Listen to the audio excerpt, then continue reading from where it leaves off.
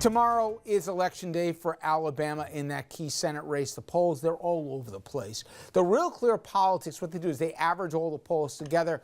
And the composite has Republican Roy Moore, believe it or not, with a slight lead over Democrat Doug Jones. But Jones, he's up by 10 points in a Fox News poll. And Emerson College shows Moore up by 9 points. So it's really anybody's guess what happens tomorrow. Moore, of course, he's been accused of a lot of things, including most notably the inappropriate sexual behavior with more than a half a dozen women. And they say they were girls as young as 14 when Moore either came onto them or tried or even allegedly molested them. Moore continues to deny every and all charges levied against him. These allegations are completely false. I did not date underage women. I did not molest anyone. And Moore's supporters, they don't seem too concerned about the allegations. I don't know if you got to see this, but if you didn't, you need to. This is part of a focus group that was put together by pollster Frank Luntz, and he spoke to a lot of the Alabama voters put together. He obviously posed questions about Roy Moore's alleged activities and what their reactions were to them. How many women have to come forward before you say, wait a minute, where there's smoke, there's fire? It doesn't matter about it's the legitimacy, not just how many. Exactly. How many are actually not being paid or being coerced to do this? How many of them do you think are being paid? All of them. All of them? All of them. By show of hands, how many of you think all the women are being paid? Seriously. It doesn't sound like it went beyond. There were still clothes on. It doesn't sound like it went beyond anything, and that as soon as the girl said she wasn't comfortable, he took her home. I guess my question is, you blame her. She's 14. I'm not blaming her. I'm blaming both of them. So I didn't say that I thought he was without sin. It's possible he did it, but it's possible that he could be forgiven. If Roy Moore was guilty, if he was at the mall hitting on this 14-year-old, 40 years ago in Alabama, there's a lot of mamas and daddies that'd be thrilled that their 14-year-old was getting hit on by a district attorney. They'll be voting tomorrow in Alabama. Now, President Trump, for one, he's got no qualms against getting behind the candidacy of Mr. Moore. He gave a rally right over the border in Pensacola, Florida. That was Friday night. He also recorded a robocall supporting Mr. Moore. Take a listen. Roy Moore is the guy we need to pass our Make America Great Again agenda. But a whole lot of other Republicans apparently say this is a bridge too far for them when it comes to Roy Moore, including Senator Richard Shelby. He is Alabama's senior senator and a fellow Republican. I didn't vote for Roy Moore. I wouldn't vote for Roy Moore. I think the Republican Party can do better. Let's bring in our panel right now. Jeannie Zaino, professor of political science at Iona College, also senior advisor at the consulting firm Applied Techonomics. Dominic Carter, political journalist and author. And Ellis Hellikin, columnist and political analyst and author. Ellis, you're a son of the South, okay? And not Alabama, but not too far away in Louisiana. Are even you shocked as to where we are today? Well, with everything levied against him, and just so folks know, when these charges first became public, and of all places in a safe environment, Sean Hannity on Fox News asked him about it, Roy Moore wouldn't deny them outright. In fact, he said, well, I don't remember, but if I did, it wasn't without those girls' mother's permission or parents' permission. Now it's a complete outright denial. That all said, oh my God. Well, as a proud Louisianian, let me say I'm thrilled that we have another state to look down on. Okay? I mean, this gives me the willies, this whole thing. First of all, I hope that the state of Alabama is not entirely represented by Frank Luntz's focus group members there, because that was a disturbing gathering. I understand that we have become a tribal nation, right? And that whatever the allegation is, we look at it through the lens of, is this someone on my team or is this someone on the other team? And in this environment today, that often overwhelms common sense, moral decency, human values. But I got to tell you, this is one disturbing case, and I don't know what's going to happen there. Jeannie, you've made it in part of a career in putting together polls, breaking down polls, analyzing polls.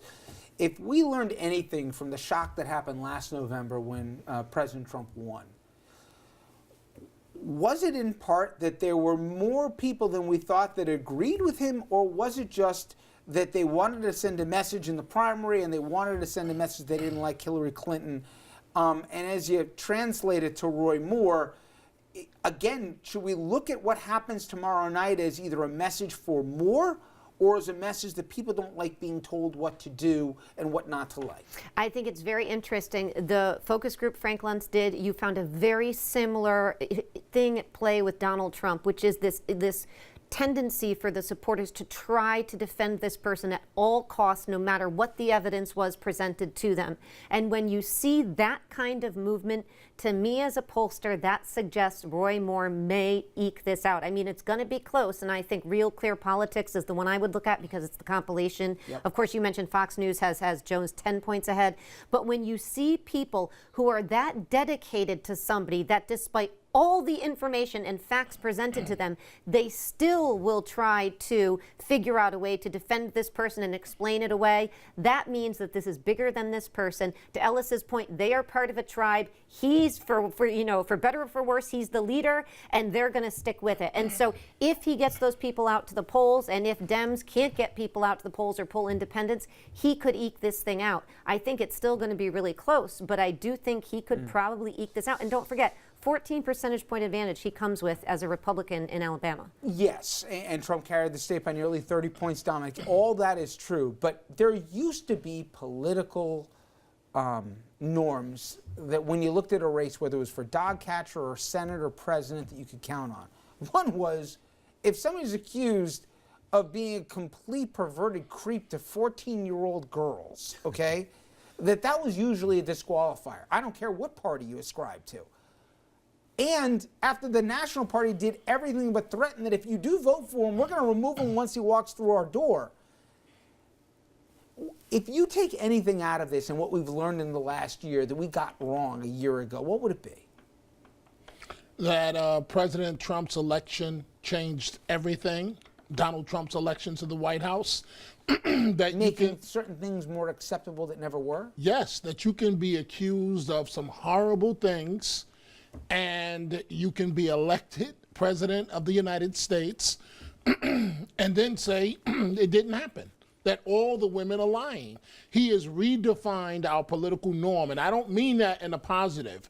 I agree that that Judge Moore has a good chance of winning, and the reason why I say that, look at the absentee ballots. That says to me that people want to vote for him, but they don't want to go out publicly and do so. And two, I really believe, even though there's no African American in the race, I believe the Bradley effect is at play here, where Moore is almost the black candidate, where people will say, I'm going to vote against them, but then when they get behind closed doors, they're going to actually support him. Ellis, somebody said, if Doug Jones, the Democrat in this race, just said he was pro-life, and he'd be a pro-life vote, he'd win tomorrow. I've also heard folks say, you know what, if Nancy Pelosi, Chuck Schumer, take whatever liberal you want, take their name, if they were able not to ascribe national Democrats to being supportive of the opponent, that too would make Doug Jones more appealing. Do you buy that or not? I think that's a bunch of excuses, honestly. First of all, this notion that the proud folks of Alabama do not like to be told by outsiders what to do, well, then how come Donald Trump is just cutting robocalls, right? I mean, that's the key closing argument that I call him, by the way, the 7 commandment judge, because there are a couple of them he doesn't seem to follow very closely. But no, that's just a bunch of excuses. Listen, this is about people who want to support a worldview. And it turns out the messenger is deeply flawed, and at least a lot of people don't seem to care that much. That's what's going on. I mean, the things we don't even talk about Roy Moore, just in the last week, he gave a speech where he said the best time in America happens to be the time where somebody owned black folk, okay, and there was slavery. He called, in the same address, he talked about the yellow people and the red people. I mean, we are in a bizarre world, but Jeannie, politically, Obviously, we know this is a very thin margin, as we've seen that play out in a lot of key votes, from repealing Obamacare to even what we've seen in the tax reform vote. What do you think Republicans do if he actually wins? Do you think they follow through on the threat that they're going to have hearings? They need about 20 Republicans, assuming every Democrat votes. You need 2/3 here. Do you think there's 20 Republicans will put their name down that they will want him removed from office and have basically throw it back to Alabama to have another election? I think it's going to be hard for them to get 20, and Really? I think this is a real loss for the Republican Party. If he wins, think about it, going into 2018, Democrats can say, look, we got rid of Conyers, we got rid of Franken. You are now defined by the person in the White House who has been accused on tape and has admitted to on tape to sexual harassment, as well as the sitting senator from Alabama. I mean, those two things will be a perfect inroads as 2018 rolls around, and Democrats will be chomping at the bit.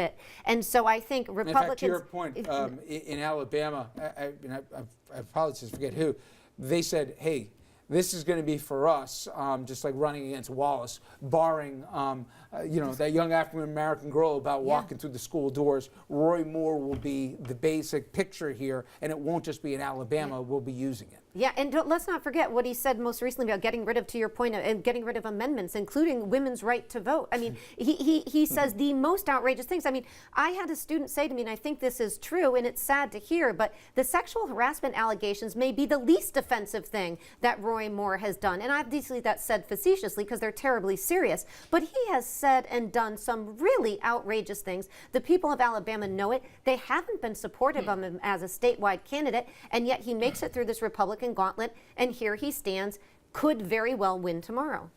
Well, we're going to find out. I happen to think that Republicans will get 20 votes for the very reason we just talked about. They don't want to have to answer questions as a party if they're the Roy Moore party when next year's midterms come rolling around. All right, coming up next, he drinks apparently 12 Diet Cokes a day, watches several hours of TV every day, and even hate watches programs on CNN and MSNBC. An inside look, a fascinating one at that, at the president, which tells you a whole lot about what we're dealing with here. Stay with us.